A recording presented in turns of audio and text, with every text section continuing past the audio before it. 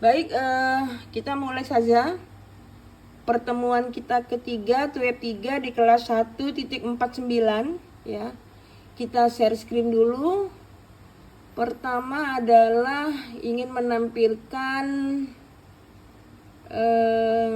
tolong ya disimak ya mahasiswa ya, jangan sampai nanti banyak pertanyaan yang tidak bisa dijawab satu-satu gitu ya. Kalau kita sudah menyimaknya kan bisa mengetahui gitu ya.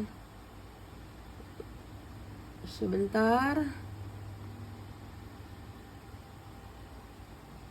Kok ini ya? Bukan.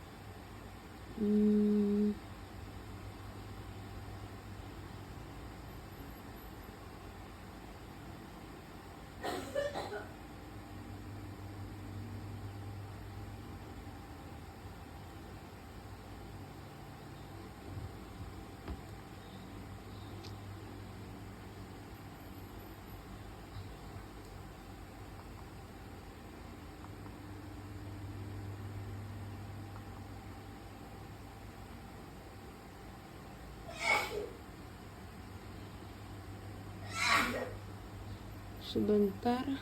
Terlihat nggak ini? Tolong informasinya terlihat nggak? Suara ibu ya, itu maksudnya. Tolong beri informasi. Nah, jadi ini tolong disimak mahasiswa ya. Tidak sulit membuat artikel ilmiah tuh nggak sulit ya. Apalagi materi itu materi yang memang saudara ketahui ya, yang saudara kerjakan itu adalah materi yang memang saudara buat ya. Template-nya ini adalah template yang telah disiapkan oleh UT ya. Kita nggak boleh melanggar dari template ini. Karena apa? Karena ini disediakan. Masalah nanti mau diupload, dimasukkan ke jurnal tertentu, itu menyesuaikan jurnal yang dituju ya, kan seperti itu ya.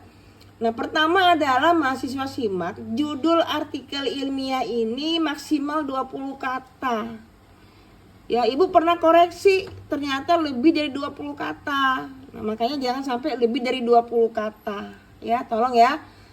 Kata penghubung seperti dan itu jangan dihitung ya. Jadi 20 kata itu adalah bukan kata penghubung. Di bawahnya nama penulis pertama. Siapa nama penulis pertama? Mahasiswa ya. Misalkan namanya adalah Ismail Nasution, misalkan Ismail Nasution. Kasih angka 1 di atas. Ya. Koma, nama penulis kedua siapa? Bu Lina Maulidiana. Kasih angka 2 di atas. Baru bawahnya prodi penulis pertama dan afiliasi pembimbing. Prodinya kan prodi mahasiswa ya. Misalkan Silpana, prodi apa? Ya, Fakultas Hukum, Ilmu Sosial dan Ilmu Politik, Universitas Terbuka. Ya, kemudian di bawahnya 2, Lina Maulidiana, kan ya, di atas kan Lina ya, di bawahnya itu nggak usah sebut nama Lina lagi. Langsung nomor 2, Prodi Magister Hukum Universitas Bandar Lampung atau Fakultas Hukum Universitas Bandar Lampung. Tuh ya. Di bawahnya lagi itu adalah corresponding author. Jangan lupa ditulis. Corresponding author email. Nah, email siapa? Email mahasiswa. Ya, bukan email Bu Lina. Ini ada yang nulis email Bu Lina, enggak. Jadi tambahannya adalah corresponding author, email mahasiswa. Paham ya? Sampai sini paham nggak? Bisa nggak ngikutin ini? Bisa? Bisa nggak? Mana suaranya? Bisa Bu, bisa. Iya, maksud saya kalau ibu Ya, bisa, ngomong, Bu. kalau ibu ngomong tuh dijawab gitu loh, biar ibu yakin bahwa kita sudah biar ibu yakin bahwa suara ibu ini kedengaran gitu loh ya. Nah, kemudian abstrak ini tidak boleh lebih dari 200 kata mahasiswa. Maksimal ini, ya. Abstrak ini kalau di sini cetak miring, ya. Kalau yang dicontoh tidak cetak miring, oke lah. Cetak miring boleh, tidak cetak miring boleh, ya. Isi abstrak itu jangan cetak miring, lurus, ya. Jadi apa isi abstrak? Abstrak itu isinya adalah pertama, latar belakang sedikit aja. Permasalahannya apa? Kemudian metode penelitiannya apa? Lalu pembahasannya apa? Lalu baru saran.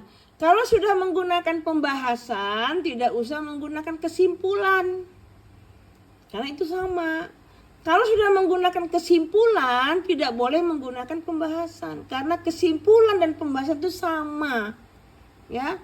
Makanya dibatasi nih abstrak ini hanya 200 kata, ya. Terus di abstrak ini, mahasiswa itu kadang-kadang ibu baca, ibu nggak bisa ngambil mana sih permasalahannya, nggak kelihatan di abstrak gitu loh, ya. Jadi permasalahan di abstrak ini bisa kalian tulis tujuan penelitian ini adalah. Nah, tujuan itu adalah permasalahan, untuk memahami permasalahan itu gitu loh, ya. Makanya permasalahan yang ada di pendahuluan itu sama dengan tujuan yang ada di abstrak. Nggak boleh berbeda narasinya, ya. Tolong diingat ini. Paling banyak 200 kata. Kan bisa dicek tuh di laptop kita kan gitu ya. Gitu. Nah, kemudian pendahuluan. Nah, begini nulisnya. Ini enggak ada yang nulis pendahuluan latar belakang. Enggak ada pakai latar belakang. Cukup pendahuluan. Tulisannya kayak gini nih. Jangan huruf besar semua. Pendahuluan, bold, ditebelin. Bawahnya baru kata-katanya apa, ya. Nah, ini minimal 4 halaman nih pendahuluan, gak boleh kurang. Jadi kalau ada pendahuluan cuma 1 halaman, itu tidak diperkenankan gitu ya. Misalkan seperti itu. Nah, ini menggunakan apa? Hurufnya font Times New Roman. Pikanya 12 pika. Ini enggak, kemarin ibu menemukan dia pakai enggak pakai Times New Roman, pakai yang lain. Calibri namanya, enggak boleh, mesti harus font Times New Roman, ya. Tulisan itu rata kanan kiri rata, ya. Kemudian spasinya jangan lupa 1,15. Ini ada yang 1 spasi, salah. 1 spasi hanya ada di abstrak. Kalau isinya 1,15. Ada pertanyaan tempo hari di kelas sebelah, Bu, kalau 1,5 boleh nggak? Ya udah nggak apa-apa lah, boleh. 1,5 boleh, ya. Ingat pakai referensi, catatan kaki, footnote. Konsisten, nggak boleh campur-campur. Ini ibu ada yang koreksi, ada yang pakai body note, ada yang campur body note pakai, footnote pakai. Enggak, ya semuanya catatan kaki, ya. Tahu ya cara nulis catatan kaki ya. Kemudian metode penelitiannya ini juga nggak banyak-banyak, 2 paragraf udah cukup, bahkan ada yang 1 paragraf. Ya, modelnya apa? Bisa pendekatan normatif saja. Artinya dia hanya menelusuri literatur, undang-undang dan sebagainya. Ya, dia nggak ke lapangan. Ada yang penelitian normatif empiris, normatif iya, empiris ke lapangan iya. Tapi tidak boleh lebih dari 3 paragraf mahasiswa. Ya, harus dia itu paling banyak 3 paragraf. 1 paragraf pun juga nggak apa-apa. Yang penting jelas pendekatannya apa yang digunakan gitu ya. Oke, nah ya. Kemudian masih sama dia pakai footnote, pakai Time New Roman, rata kanan kiri, ya, spasinya 1,15. Tolonglah diikutin begini. Kadang-kadang Ibu Lina begitu koreksi nggak diikutin, ya. Ibu belum melihat materi loh, belum nengok isinya loh ini semua, baru formatnya aja, ya. Nah jadi kerjasamalah yang baik kita antara mahasiswa dengan tutor. Kalau mahasiswanya serius mengerjakan, melihat template yang sudah disematkan di grup malah, ya, itu akan mempermudah saya mengoreksi. Ya, tidak ada artikel yang sempurna, tuh nggak ada. Pasti ada kesalahan, tapi minimalisir kesalahannya itu sedikit nggak banyak, ya. Nah itu. Bawahnya lagi hasil dan pembahasan. Ada yang mengatakan hasil penelitian boleh, hasil dan pembahasan aja boleh, ya. Tapi dia pakai bold, ya. Tidak ada anak-anaknya lagi, langsung kalimat bawahnya itu, ya. Tuh, itu ada pemaparan hasil penelitian, ada analisis. Tidak perlu sama persis, pemaparannya banyak, analisisnya banyak, sehingga jumlahnya sampai lebih dari 13 halaman, ada yang 18 halaman. Nggak bisa juga. Jadi inti dari hasil penelitian ini adalah menjelaskan tentang permasalahan. Apa permasalahannya itu dibahas di sini loh. Ya. Kalau di pendahuluan, ya, ini pendahuluan ya. Nanti di paling bawah berdasarkan uraian pada pendahuluan, maka permasalahan dalam penelitian ini adalah paling bawah 1, 2. Dan selalu pakai kalimat tanya, mengapa, apakah, ya, bagaimanakah. Maksimal 3 ya, minimal 2. Nah, permasalahan di pendahuluan ini nggak boleh berbeda dengan hasil penelitian, harus sama. Kalau permasalahannya 2, maka pembahasannya juga 2. Nanti kita buka contoh artikelnya, ya. Ini masih template, ya, paham ya? Sama ini pakai footnote juga, pakai Time New Roman, ya. Pakai spasi 1,15 atau 1,5. Minimal di pembahasan itu 6 halaman. Ya, 6 halaman. Nggak boleh cuma 3 atau cuma 4, 6 halaman. Lebih boleh nggak Bu? Boleh. Yang penting keseluruhannya itu tidak boleh lebih dari 13. Lalu yang terakhir apa? Kesimpulan dan saran. Sama juga rata kanan kiri. Ya. Kesimpulan tuh nggak ada footnote mahasiswa. Udah nggak ada footnote lagi. Footnote itu ada pada pembahasan dan pendahuluan. Kalau kesimpulan nggak ada. Jadi kesimpulan ini simpel. Kesimpulan ini bukan rangkuman, tapi jawaban permasalahan. Kalau pembahasannya 2, permasalahannya 2, maka kesimpulan juga 2 mahasiswa. Dan nggak boleh beda-beda. Jangan sampai nanti di abstrak beda, di pendahuluan beda, di pembahasan beda, kesimpulannya beda lagi. Nah itu ya nggak bisa, itu tolong diperbaiki ya. Daftar pustaka, nah nanti ada contohnya ya. Jadi daftar pustaka itu kalau di template tidak dipisah. Misalkan jurnal sendiri, buku sendiri, prosedur sendiri, enggak. Jadi satu, tapi dia berurutan A, B, C, D dan seterusnya ya. Nah ini kira-kira selintas daripada template-nya. Paham ya? Ada pertanyaan silakan. Sebelum kita nanti Ibu share screen contoh artikel yang sudah jadi. Ya. Ada nggak yang mau tanyakan mahasiswa? Ada? Kita lanjut ya. Share yang kedua. Yang kedua ini contoh artikel yang udah Ibu sematkan di grup itulah ya. Tadi template, sekarang mana tadi ya? Ada pertanyaan Bu, apakah ini harus sama Bu garis-garisnya ini? Ada garis ini, ada gambar ini? Enggak. Ini cuman template dari jurnal Humaya, ya. Kan kita kan nggak submit di jurnal Humaya, enggak kan? Kita ambil materinya aja isinya. Kalau yang gambar-gambar ini enggak, ya. Ini judulnya. Nah, coba perhatikan nih. Nama mahasiswa, ya.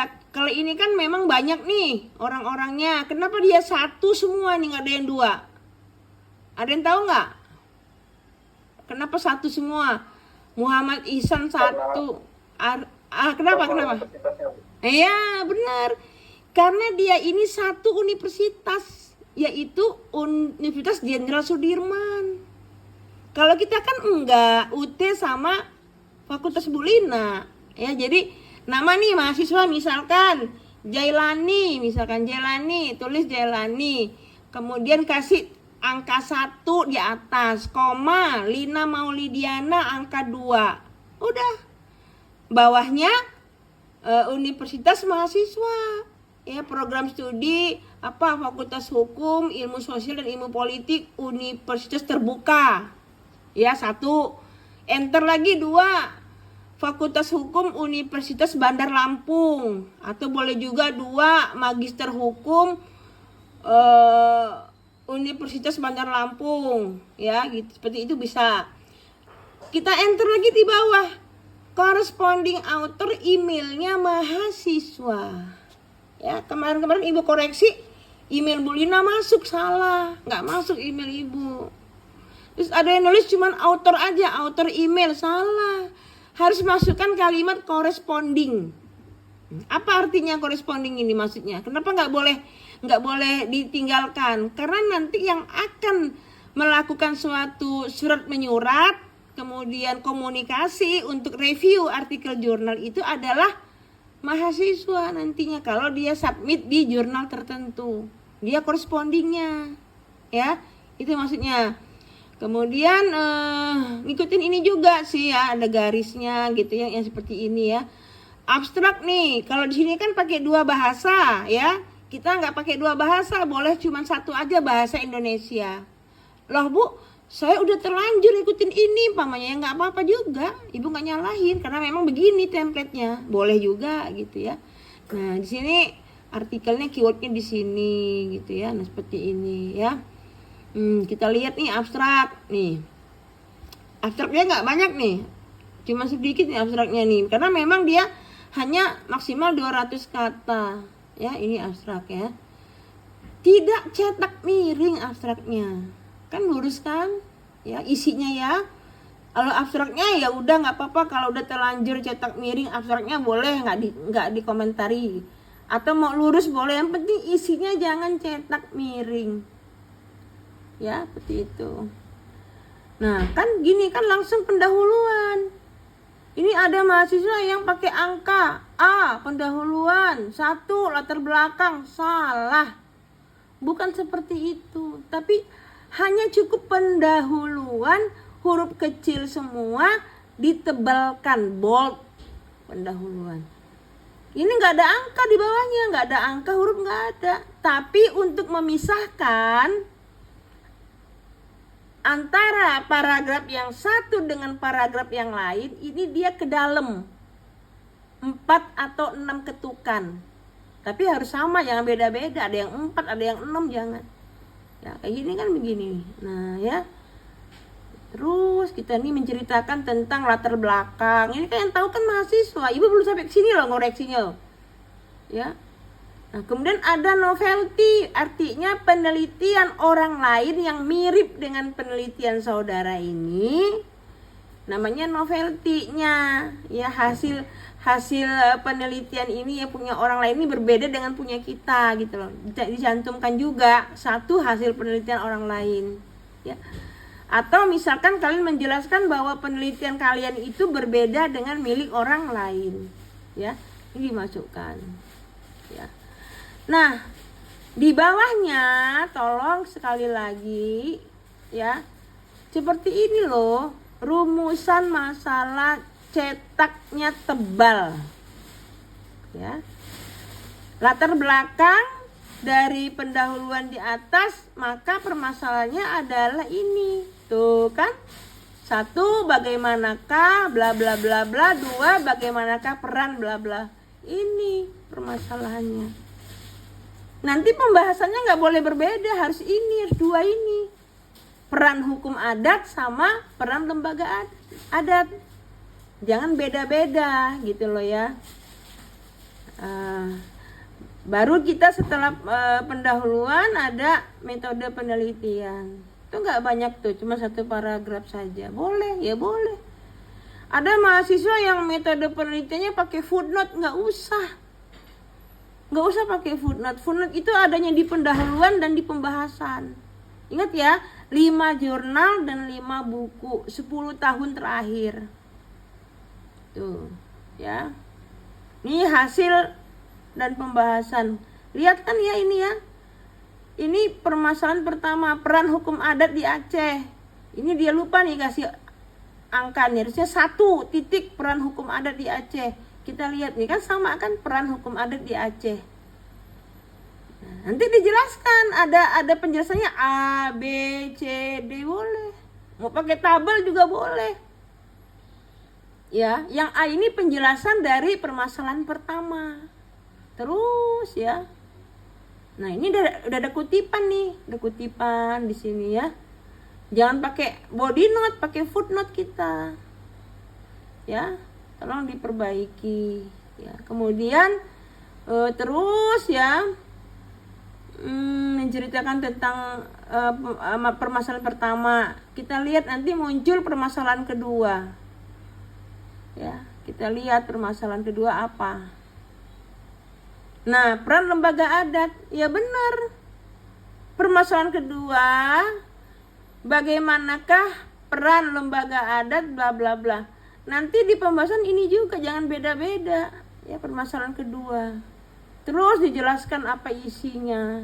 Kalau ada misalkan perlu penjelasan misalkan A, B boleh ya. Kalau enggak juga enggak apa-apa, begini aja. Ya, nah ini dia nulis sejarah penerapan adat dan sebagainya. Kan ini cuma contoh ya, kan punya kita kan beda-beda tuh materinya. Legalitas lembaga adat dan sebagainya. Kemudian kita lihat nih kesimpulan. Kesimpulan juga berdasarkan permasalahan. Ya, kesimpulan tidak boleh melenceng dari permasalahan. Kalau bisa kasih nomor. Permasalahannya 2, kesimpulan 2. Berdasarkan hasil pembahasan, maka kesimpulan dari artikel ini adalah, kesimpulan dalam penelitian ini adalah 1, 2. Ketik tulis di sini, ya. Seperti itu. Nah, ini nih daftar pustaka. Nih, enggak dipisah, buku dulu jurnal dulu, enggak. Dia jadi 1, tapi dia alfabet A dulu, baru B, baru C, dan seterusnya. Ya, seperti itu. Paham ya, mahasiswa? Paham, Bu. Ya.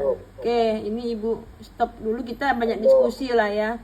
Kalau ada yang mau ditampilkan, ini ya, ini judulnya. Coba dilihat ini lebih nggak 20 kata. 1, 2, 3. Kalau terhadap ini nggak dihitung karena merupakan sambungan. 3, 4, 5, 6, 7, 8, 9, 10, 11, 12, 13. Ini nggak lebih dari 20 kata. Udah benar ya. Bawahnya Andika Chandra 1 betul. Koma Lina Maulidiana 2 betul. Bawahnya lagi program studi ilmu hukum Fakultas Hukum Ilmu Sosial Politik UT betul. Bawahnya lagi 2 program studi Magister Hukum Universitas Bandar Lampung betul. Bawahnya lagi, nah kurang ini Andika, kamu tambahkan di depannya ini corresponding author. Andika, halo Andika, nyimak gak? Suara ibu kedengeran gak? Tuh kan iya. Nah, dijawab Andika, dijawab. Kamu di depan author ini kamu tambahkan corresponding, ya. Tambahkan corresponding. Kemudian ini abstrak, udah betul ya. Ini boleh cetak miring, boleh lurus, udah betul. Bawahnya ini harus lurus nih ya. Nah ini isi abstrak. Ada nggak tujuannya? Ada. Penelitian ini bertujuan untuk menganalisis latar belakang politik hukum pengaturan tindak pidana korupsi. Berarti pertanyaannya adalah permasalahannya, apakah latar belakang politik hukum pengaturan tindak pidana korupsi dalam KUHP 2023? Itu permasalahannya. Ya. Tujuannya lagi adalah mengkaji arah penegakan hukumnya dalam sistem hukum pidana nasional. Berarti permasalahannya adalah bagaimanakah arah penegakan hukumnya dalam sistem hukum pidana nasional. Betul nggak Andika? Betul nggak permasalahannya itu? Andika? Nggak ngejawab lagi ya? Baik Bu, mohon maaf Bu, tadi sinyal material hilang timbul Bu karena jaringan di Sumatera. Oh jaringan, ya kalau udah jaringan mah ya kita nggak bisa berbuat apa-apa, namanya post mayor. Keadaan memaksa, tiba-tiba mati lampu umpamanya, ya mau diapain? Yang pasti kalau kita memasukkan tujuan ya, berarti inilah permasalahannya. Nanti jangan sampai berbeda di latar belakang, jangan sampai berbeda di pembahasan, dan jangan sampai berbeda di kesimpulan. Paham ya? Nah, oke. Kemudian MP-nya ada nggak? Ada ini, MP-nya ada nih, penelitian hukum normatif dengan pendekatan perundang-undangan, boleh. Berarti dia nggak menggunakan metode empiris, cukup cukup normatif dengan analisis kualitatif. Benar. Hasil penelitian. Nah, kalau menggunakan hasil penelitian, nggak usah lagi menggunakan penelitian ini menyimpulkan, nggak usah double. Kalau sudah hasil penelitian nggak usah lagi kesimpulan, Andika. Ya, Andika, ya bener ya Andika ya, iya Andika. Jadi cukup satu aja, hasil penelitian atau kesimpulan, pilih salah satu. Kita lihat nih hasil penelitian menunjukkan bahwa pengaturan korupsi dalam kitab undang-undang sama nggak dengan permasalahannya? Beda. Ya, di sini untuk memahami latar belakang politik hukum tujuannya, tapi di bagian hasil penelitiannya menceritakan tentang pengaturan, kan berbeda di situ, nggak sama dia. Ya, nanti diperbaiki nih isinya ini, ya. Jadi kalau ini nanti udah diperbaiki di tugas 4 udah nggak banyak salah lagi kita, Andika. Jadi ya nggak usah lagi pakai kesimpulan, menyimpulkan kalau sudah hasil penelitian, atau kebalikan ya, pakai kata menyimpulkan tapi nggak usah lagi pakai hasil penelitian, ya. Rekomendasinya ada nggak? Ada. Ini adalah saran ya. Sarannya adalah penguatan harmonisasi regulasi dan konsistensi penegakan hukum. Udah. Ini cuman kesalahannya nggak sama ya antara tujuan dengan hasil penelitian di sini. Ya. Nggak sama juga dengan kesimpulan. Jadi orang membaca abstrak ini bingung ya di mana yang benar kan gitu ya. Kalau formatnya sudah betul, ini pendahuluan sama kayak punya tadi ya, punya Suyitno ya. Ini adalah uraian-uraiannya. Ini pakai apa nih Andika? Footnote-nya. Ya. Boleh manual kok, nggak harus Mendeley. Kalau nggak bisa Mendeley apa boleh buat lah pakai manual. Ya, ini namanya pakai Mendeley Bu. Iya. Pakai Mendeley ya. Baik, berarti nanti di daftar pustakanya aman, dia sama kalau pakai Mendeley ya. Ini dia jurnal ini ya. Kalau ngelihat ini kayaknya jurnal ya, ada doi-nya. Kalau ada doi-nya berarti jurnal. Terus ya, terus banyak ini pasti kutipan. Nah ini kan catatan kakinya ini ya, gitu. Terus ya itu ya, kita lihat lagi di mana ya, ada nggak permasalahannya di sini?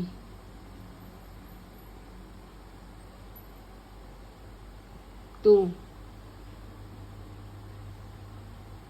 Ini salah ini. Hasil penelitian ini belum saatnya dicantumkan di sini. Ini latar belakangnya ini ini apa, pendahulunya kebanyakan ya Andika ya. Kebanyakan ini. Ya. Sorry ya.